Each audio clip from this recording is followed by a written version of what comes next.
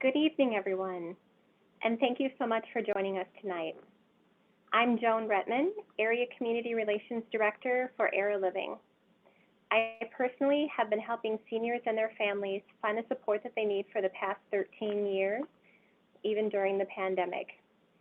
For the past 30 plus years here in the Seattle area, Era Living has owned and operated retirement communities designed for those who are independent or in need of assisted living services. Tonight, we are going to talk about finding support for your aging parent, spouse, or another family member as the pandemic continues.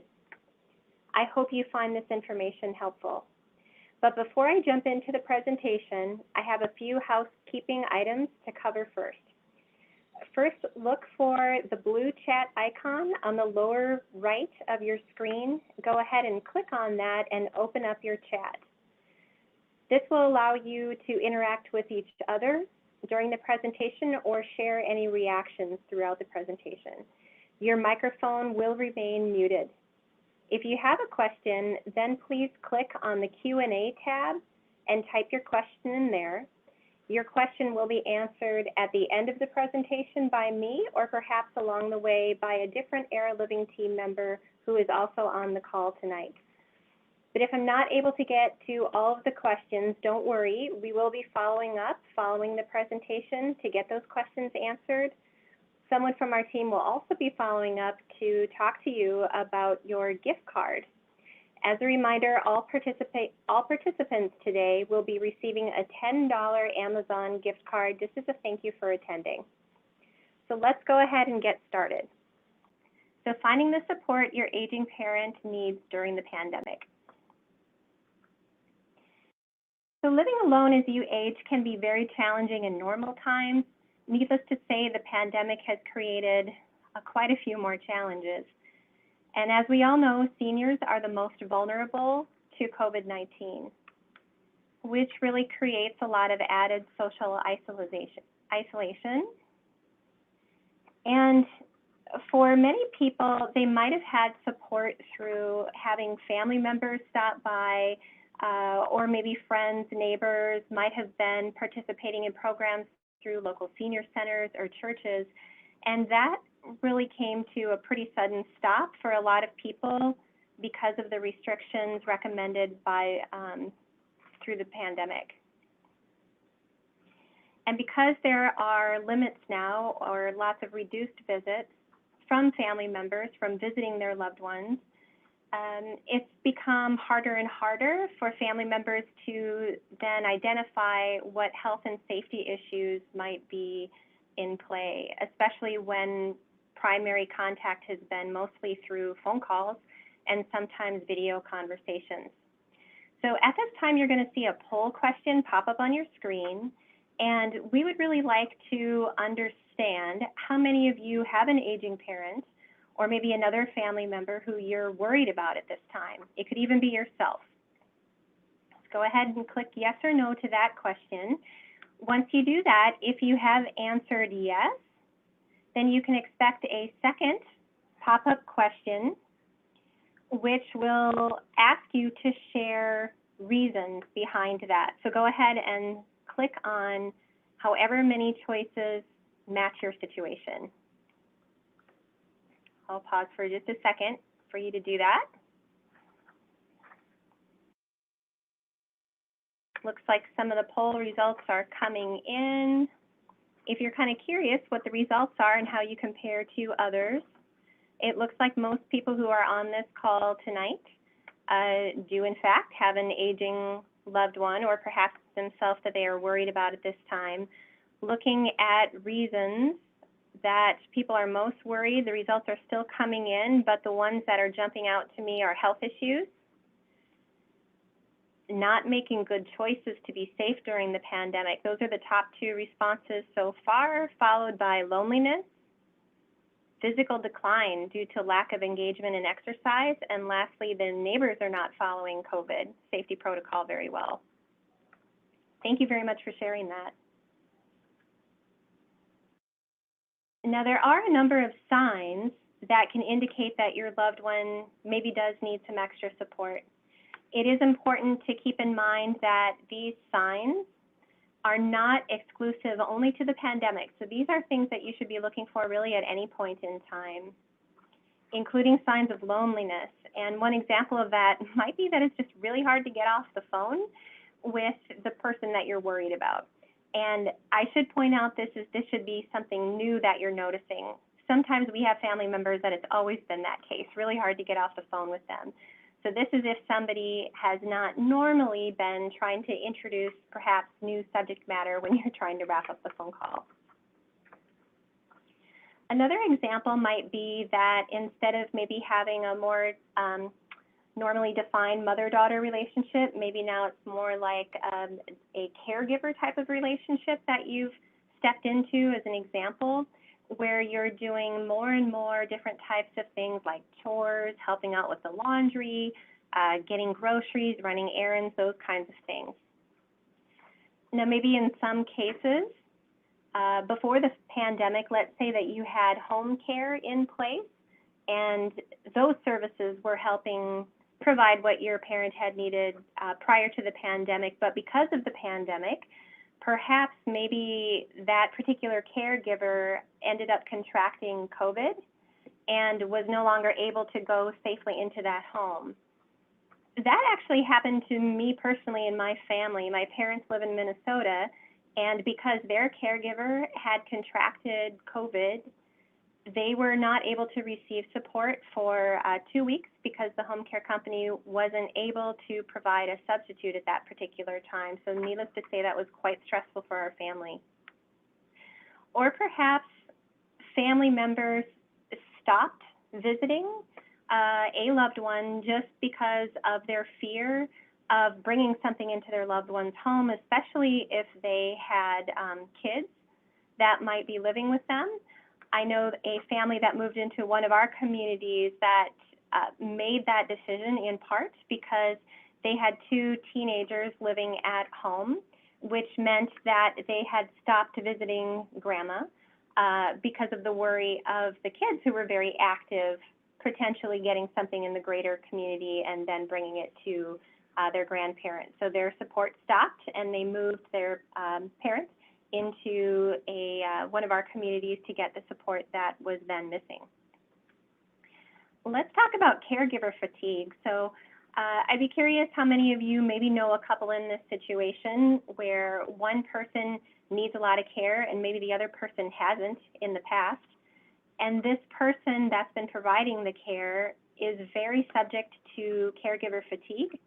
And in my experience, this is sometimes easily overlooked because the person who had originally needed all of the care is getting great support from their loved one, while the loved one is starting to sacrifice some of the things that they need to take care of themselves. That might be that they're getting less and less sleep over time. Maybe they're not eating very well themselves, preparing fast food or candy to snack on to get by. And the most important one of all of those things is actually not being able to step away to take a break for one's mental health, which is incredibly important if that person is providing care for someone that has dementia. How about food? So is your loved one living off of, say, microwavable meals, or maybe peanut M&Ms, which would be my husband's choice if he could choose one thing to live off of for the rest of his life? Or are you noticing something more concerning like weight loss that seems to be coming out of the blue? You can't find a good reason for it. What's the condition of the home look like, including taking a look inside the fridge? Sometimes it's interesting. You might see some things that look like they're going to grow legs and walk out of there. That might just be because someone's not really able to understand how long something's been in there, and they're losing kind of their good safe practices for understanding for food safety. When you're visiting, if you are visiting, are you noticing that your loved one is maybe tending to wear the same clothes each time that you see them, or that there's a change in their personal hygiene? Maybe you're noticing that someone who normally is always very well groomed, clean shaven, is not looking the same anymore, or Perhaps your mom, who's always looking really good and sharp with makeup, and that's always been her norm, isn't doing that so much anymore. Are you noticing personality changes, signs of depression? Are you noticing any medication errors or omissions with some of the pill boxes? Difficulties with finances. So you have to dig a little deeper with this one. Maybe your parent, for instance, is still paying their normal bills on time, and that's not a concern, but maybe you're starting to notice things like additional checks are going out to odd places, maybe multiple charities that they wouldn't normally make donations to, or very sizable checks, maybe a $20,000 check written to a charity that they normally would write the check for $500 each year. Missing any important appointments, whether it might be a Zoom call with their doctor or maybe a visit to the doctor, or are you or other family members getting calls repeatedly for the same type of thing? We already mentioned personality changes or depression. And how about falls? So this is a pretty serious one, which unfortunately there has been quite a significant increase of falls as the pandemic has continued. In part, that might be because a lot of people are staying in their homes more and more, and by doing so, they might be exercising less and less, which means loss of muscle mass and more likely to then perhaps have a fall. How about considering memory loss? There are a couple of terms on your screen that you might have heard before. One of them is sundowners, which is when you notice changes fairly consistently at a certain time of day, usually when the day is starting to turn into nighttime, around twilight hours. You might see that person have an increase of confusion during that time frame, maybe increased agitation or anxiety. Mild cognitive impairment is what MCI stands for. This is actually a precursor to dementia.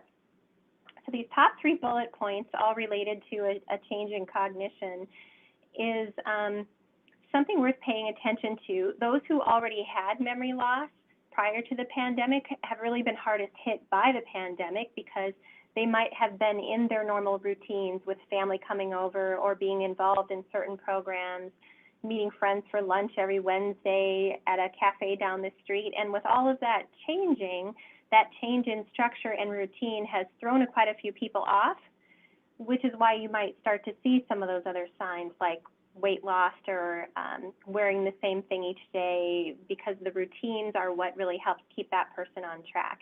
I will mention one quick tip though.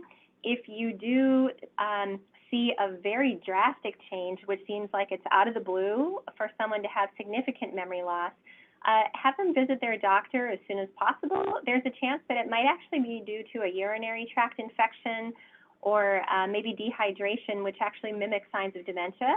The good news, though, is that they can easily be treated and that dementia is reversible. Now, if you're not able to really visit that much in person, it's very hard to maybe have an accurate understanding of how somebody is really doing. So here's some tips that you can keep in mind to get a better sense of what might be going on for your loved one. In my experience, I would say that just asking the question, so Mom, I know I haven't seen you in a while, how are you doing, doesn't always give you all the information that you see, especially if due to cognitive reasons that person doesn't recognize their own needs. That can be a little tricky. So if there are people that can visit your loved one, your parent safely at this time, maybe it is a neighbor who is practicing social distancing well and wearing their mask that you feel comfortable with, or other family members that live close by. Maybe it's their doctor or maybe clergy or somebody else who sees them more often. Ask them for their thoughts. Get their opinions on how they're doing. Or if you're able to arrange a video call instead of just a phone call, that also gives you a lot of information. You can see them or see what's going on in the background, recognize changes in their body language even. Try checking in at different times of the day too. that might help you pick up on different things, like if there is sundowning, or if there's a change in behavior after a particular type of activity. And then I would say a very powerful tool of learning a lot more about the person you're concerned about is to be sure to ask questions that are open-ended, so not ones where you can simply answer yes or no to. One example might be, are you getting enough healthy meals, or did you have breakfast today? Avoid asking that kind of a question. That's a yes or no question. And maybe replace that with, so tell me a little bit about what you had for dinner last night, or what did you have for dinner last night? That requires for them to dig a little bit deeper with explanation and see if that feels like an appropriate answer. Another example, instead of saying, are you remembering to take your medicine, which can also come across like you're not trusting them or that you're parenting your parent, maybe replace that with maybe first making a statement that's relatable and saying, you know, Mom, staying at home so much for me is sometimes making it hard for me to keep track of everything that I'm used to. I'm curious for you, has it affected you where, how often do you perhaps worry about taking your medication on time? Or instead of saying, do you feel safe at home alone, maybe say, you know, again, using the same approach, I'm having a hard time being home so much, more than I used to be. I'm curious for you, Mom, what do you feel is the hardest part about being home alone so much right now? So as you identify that there are needs that are there are really a myriad of options available to you to receive some support. Today, we're actually going to focus just on the independent and assisted living to help you understand if the needs that your loved one has might be an appropriate fit for either one of these scenarios. But first, let's talk for a minute a little bit about the timing question, since there are quite a few people, and rightfully so, concerned about the pandemic right now. And I think part of that is because there has been significant media attention to some very tragic situations that have happened, particularly in nursing homes.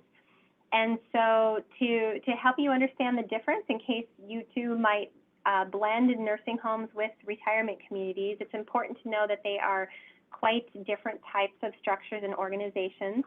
For instance, with retirement communities, there are private apartment homes throughout the entire community, compared to, say, the design of a nursing home, where it's designed much more open. Usually doors are open for each room, and within each room they might be shared, where there could be 2 or up to 4 people living in the same space.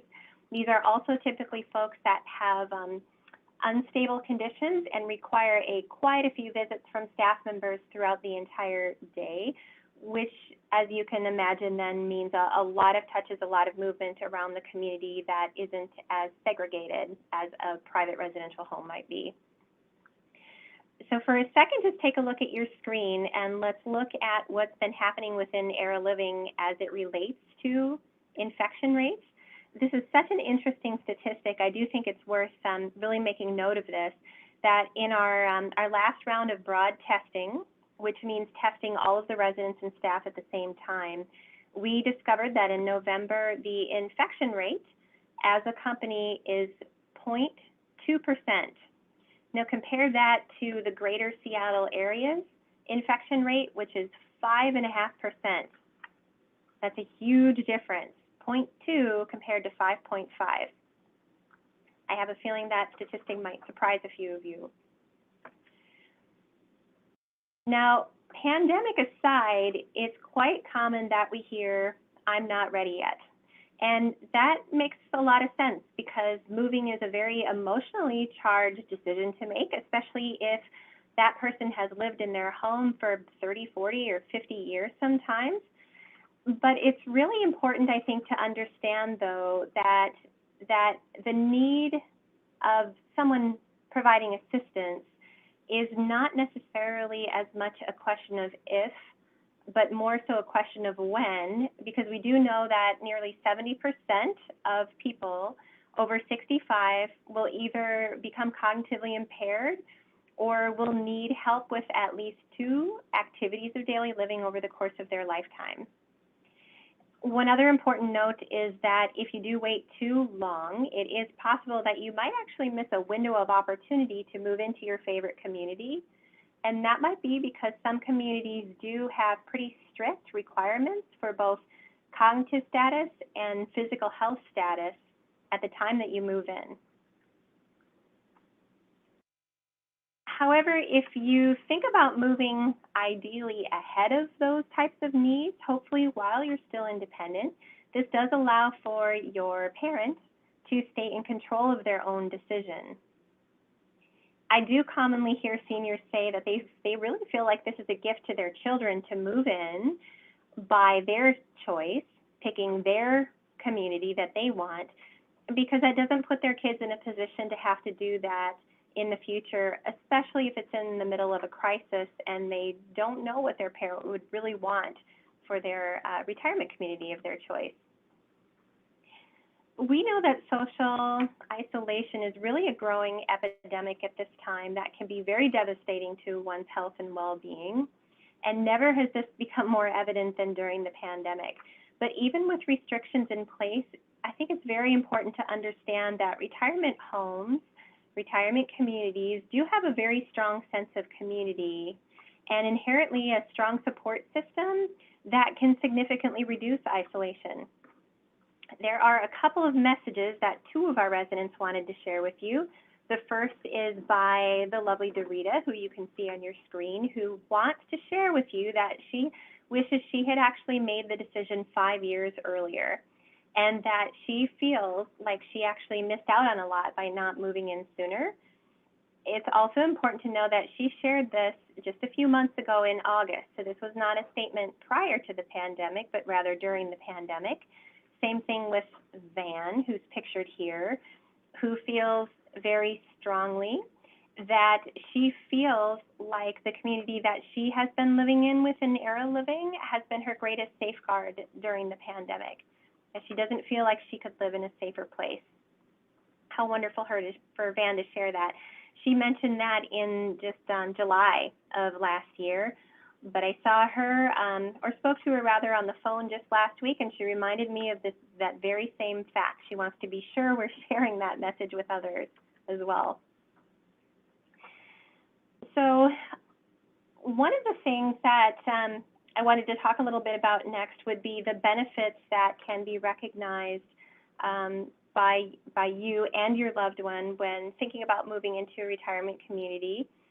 So for you personally, as a family member, if you think about what kind of peace of mind you would have, just knowing that your family member, should they move into a retirement community, specifically an Era Living community, they have a huge support network of a variety of different team members to assist them, which includes an entire culinary team, nursing assistants and nurses, housekeeping teams, a front desk team that's staffed 24 hours, maintenance team, and more. There's also a lot more time to get back to maybe connecting more so like how you used to, instead of being involved so much as the role of a caregiver. And think about how your parent might feel about that too. You know, so often seniors really tell me that they don't want to burden their kids, that they would prefer to move into a community where the care services are offered by somebody else. And then they gain that relationship back too that they might have been missing for some time. There's a poll question that'll pop up now, which is a yes or no question. How many of you are currently playing a caregiver role with your parent or perhaps a loved one? So go ahead and take a second to click on that.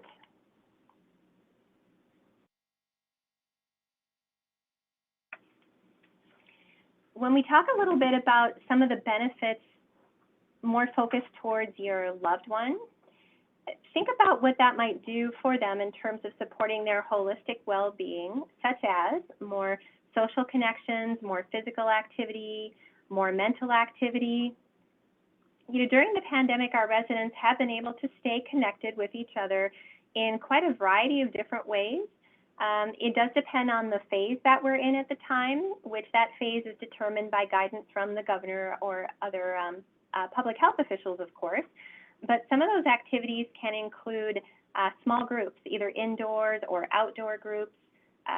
It might be physical exercises or meditation, or a discussion group, or maybe through Zoom, possibly too. We've allowed for residents to be able to stay connected to each other or to help family members stay connected through Zoom calls too. And then there's the food. So having an option where you get nutritious meals every day, balanced meals without any of the effort or any of the cleanup. So who wouldn't want to have someone prepare dinner for them every night? I know I would. Your loved one would get more help and support when they need it. And in part, this is because of the type of staffing in communities where, again, we do have team members in the community throughout the day, 24 hours a day. This gives our residents a lot of peace of mind, knowing that if they are anxious about something or worried about something, want to have a question, they can just call the front desk at any point in time. This is kind of a fun one. This is actually a picture of one of our grocery shopping trips that you can see, where in some of our communities we've done grocery shopping for some of our residents. They just provide some items on the list and we go get it for them. One person has great taste in potato chips. I see Tim's potato chips right on top there. More independence and in-home privacy too. So your loved one may not only wish to be free of burdening family members, for instance, but they might also prefer a community setting because when they need the service, the type of assisted living service, that team member will come into the apartment, provide the care that's needed, then leave again, which affords that person privacy that we all want and need at times, therefore really creating a greater sense of independence than perhaps sometimes can be offered if one would remain in their house and then bring in home care. And that's because when you have a home care provider come in, that can sometimes be construed as they're really in that person's personal space or private space without giving that person an opportunity for a break at times. This also allows for your loved one to be able to maybe reprioritize how they want to spend their time. So by having more time on their hands, less responsibilities that they might have had while living in their home, that might give them an opportunity to do some different projects or things that they haven't been able to get to yet. And there's one great example that I like to share with a family that I worked with, that this lovely woman, when she moved into the community, which was right at the very beginning of the pandemic, she said, you know what, that's okay. This is going to give me the perfect opportunity to focus on a genealogy project that I've always wanted to do. So she was happy to look at the silver lining in it, and she's been sharing great updates. She's been making wonderful progress on her project. So what does assisted living include? Let's talk about that for a minute. Activities of daily living is a term that you will hear a lot as you begin touring different types of communities.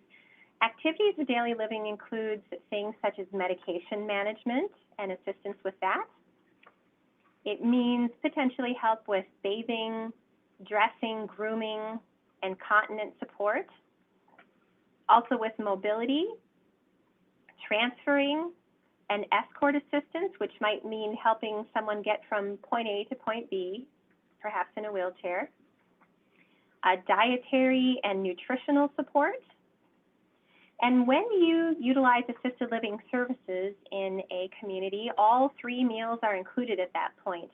And this is a wonderful thing because it can make sure that this great nutrition provides a lot of energy. It can promote cognitive health, help prevent falls because you're stronger, and ensure proper hydration too.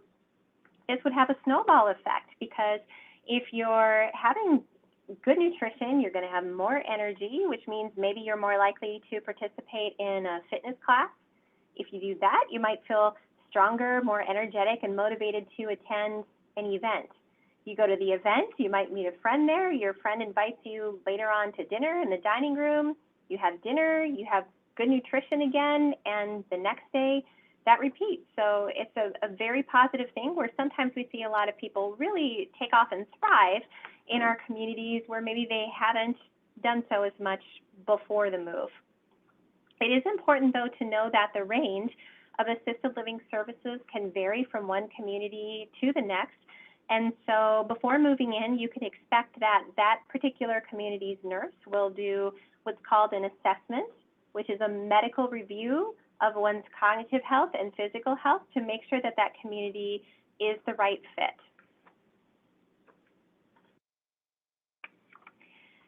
Our communities at Arrow Living also offer extensive support services that go beyond personal care, that go beyond assisted living services.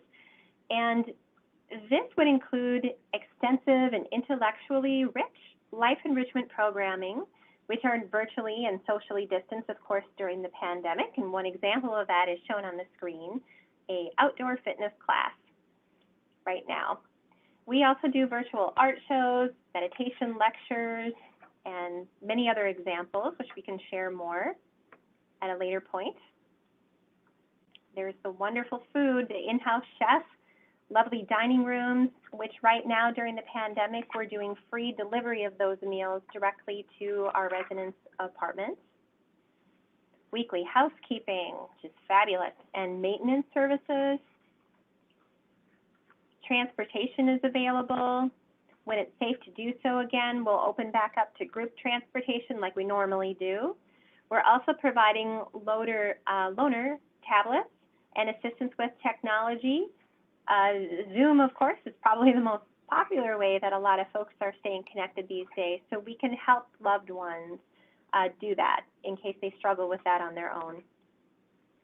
Emergency call buttons, the daily check-in programs that we have here, that's wonderful during the pandemic, but it's also something that we do during normal times too.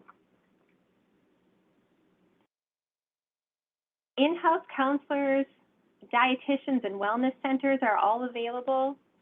I would like to mention with in-house counselors in particular that this is surprisingly very uncommon in this industry to have these folks in place as part of the regular programming. And I feel so honored to be part of a company that sees a lot of value in this. This really does stem from our relationship with the University of Washington and the School of Social Work in particular. There are many things that are really part of having this relationship with these counselors, and we do have information that we can share with you that more specifically addresses that. We would refer to that as our resident and family supportive programs. So feel free to ask us about that if you'd like to learn a little bit more information about how we work with our social work teams. Also, the School of Pharmacy through the University of Washington, another very meaningful relationship, which again is pretty uncommon, to have consulting pharmacists as part of our services. I love this picture. Look at the great energy from our healthcare team here. It really is telling of the times too, isn't it? Look at all of the gear that they're wearing right now. This is actually to prepare for one of our broad testing events, you could say, at one of our communities. One of the things that I'm most proud of for Arrow Living that I'd like to share with you is that Arrow Living was actually the first retirement living company in the entire country, to do broad testing, again, meaning testing of all residents and staff at the same time to accurately measure COVID that might be in the community at that particular time. We do have a long-standing relationship with the University of Washington, which also includes the School of Nursing. And this has helped inform our robust protection measures that we continue to use today. Our outcomes were documented in 2 different academic papers since used to help inform COVID-19 risk mitigation strategies, including broad testing. As you begin your journey of finding the right retirement home for yourself or a loved one, it's important to just ask a lot of questions. First, try to identify your priorities as best as you can.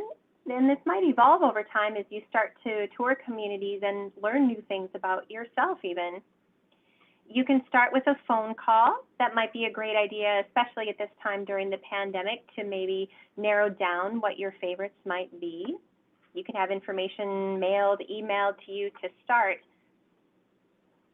And one of the things that I recommend is to look at the following list of questions that we're going to go through. These are things that you may not ordinarily think of on your own to ask, which can share some really important insights. So let's begin with the first example. Who owns and operates the community and where are they based? This is a great question to ask just to get a sense of if there are differences between the management and the owner. Have there been changes? And then if the answer is yes, how often? Has it been multiple times over the past 5 years to 10 years? That potentially could be a red flag, but you'll know by asking more follow-up questions to find out the reasons why, how that affected the services that were offered there, how it affected the residents. The best way to uncover that information would be to try to speak to residents directly if you can, and especially ones that have lived there throughout the years of those changes if possible. Likely at this time you would have to do that through phone calls or videos, but worth the time to do it. What is the community known for?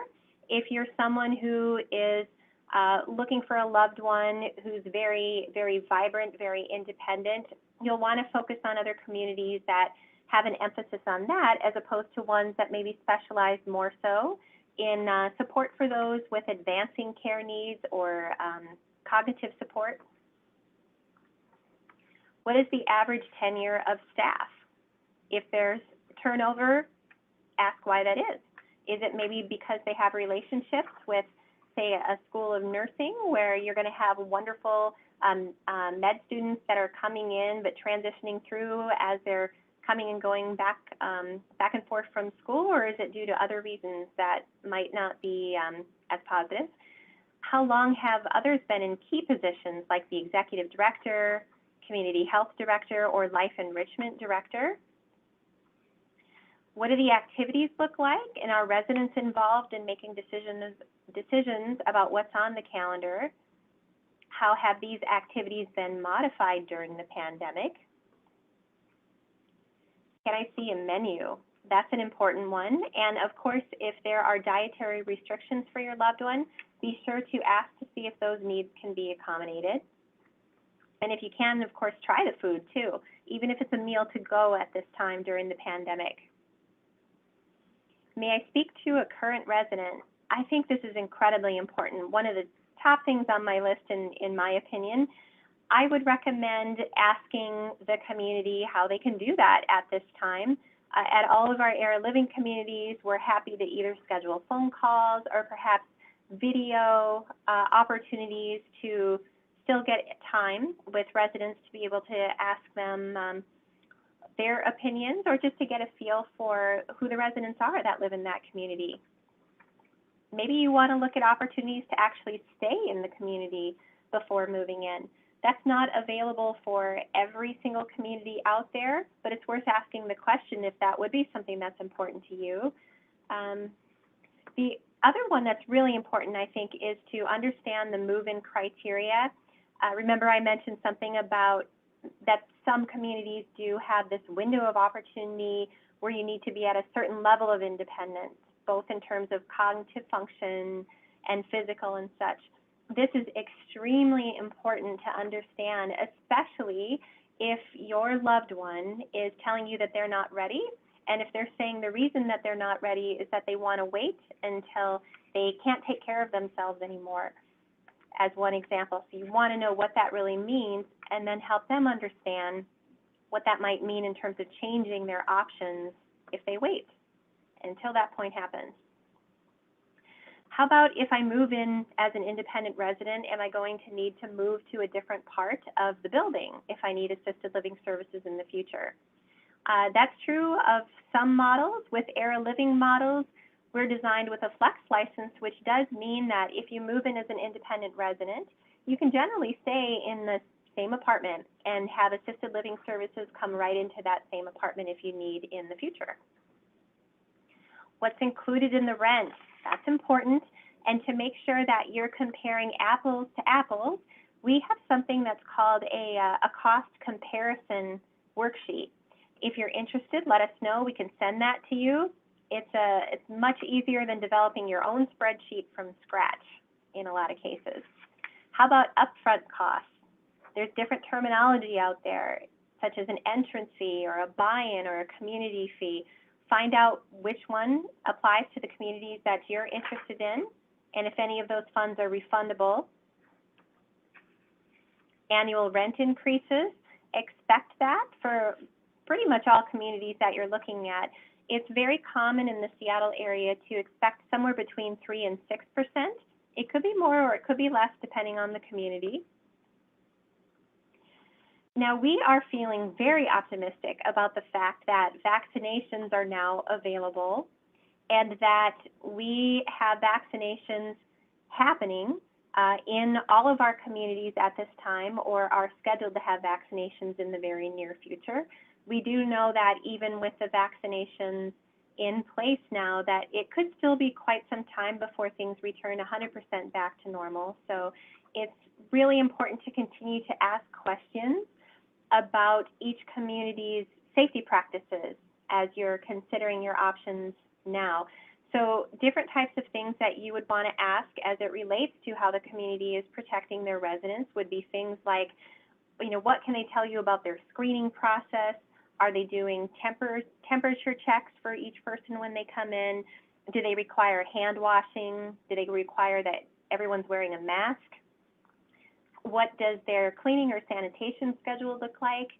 And of course, how are they communicating to their staff members about how to be safe when they leave the community, so they're less likely to bring something back to the community? Ask about their cases. How many have they had, maybe staff versus residents, or at least see if they could speak to infection rates, like at Era Living, as we mentioned, the difference between 0.2% and over 5% in the greater Seattle area. And their testing practices, do they do broad testing, for instance, or do they have a different type of system set up? How often are they doing it? We know that generally retirement communities at this time are not allowed to have family members come inside the community. It's one of the general rules that the governor has shared with us. So asking the questions then, how do families interact with their loved ones at this time? What do safe visits look like? At Era Living and other retirement communities, it can be common to see tents set up outside, which allow for family members to visit with social distancing practices, so you're still remaining 6 feet apart and by wearing masks, but you do get an in-person opportunity that way.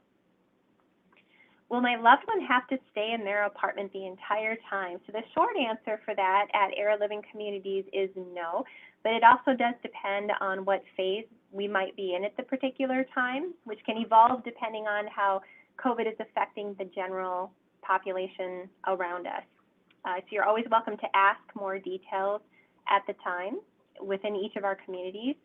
How about when are quarantines required? That's a pretty popular question that we get. And one example might be before moving into one of our communities, and I think all retirement homes actually, a COVID test is required at the time of move-in. It's possible that if you are able to move in before the test results come back, then you might need to quarantine in your apartment until you get that negative test result coming back. Of course, if there is a positive case that is identified, a quarantine would occur at that particular time. If there is a positive case in the community, this is always a great question to ask as well. What happens and what does that mean for that resident?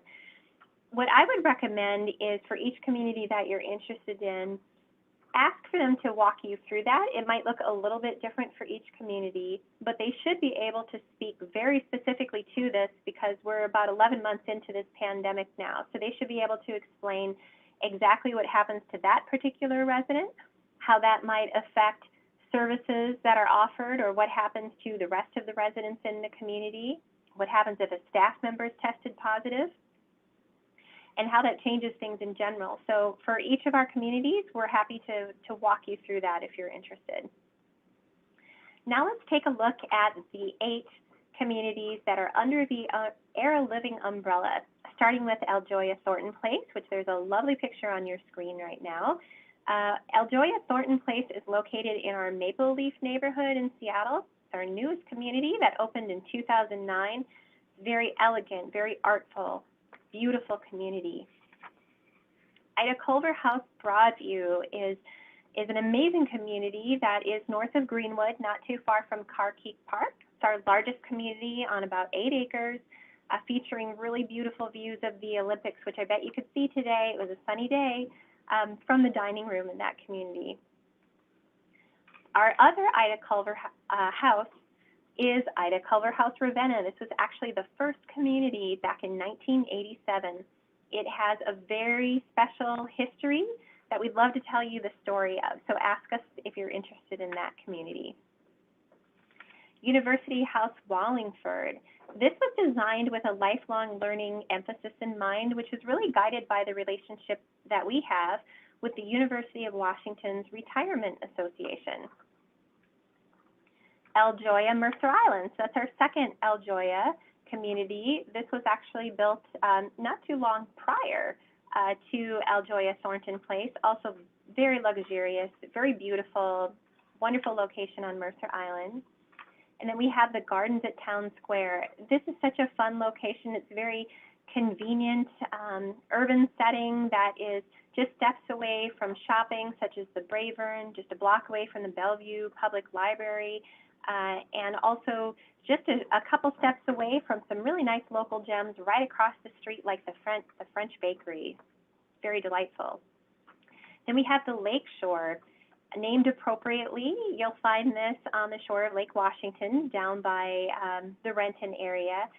Very charming, beautiful location, wonderful landscaping, enchanting views of the lake, of course, a lovely serene rose garden. And if you're lucky when you visit, you might also be able to see this wonderful pair of resident eagles that love to perch on a favorite tree just outside the dining room. And then also University House Issaquah, which is the second community that has that very special relationship with the University of Washington's Retirement Association. Located in Issaquah, we have just the most beautiful mountain views from this location, nature-filled views, really lovely. At this time, I would love for you to meet Eli and Rebecca Elmo, pictured here, are founders of Era Living from back in 1987.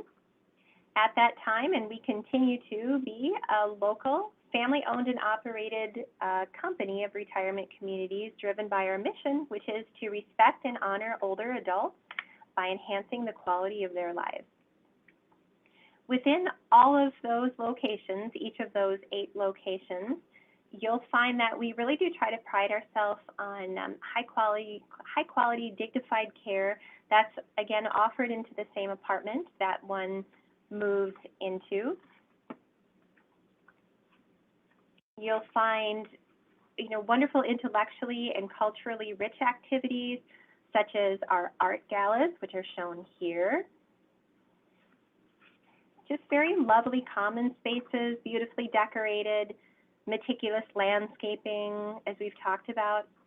And one fun fact that I like to share is that each of our community features at least one piece of Chihuly art. So see if you can find that the next time you visit one of our communities.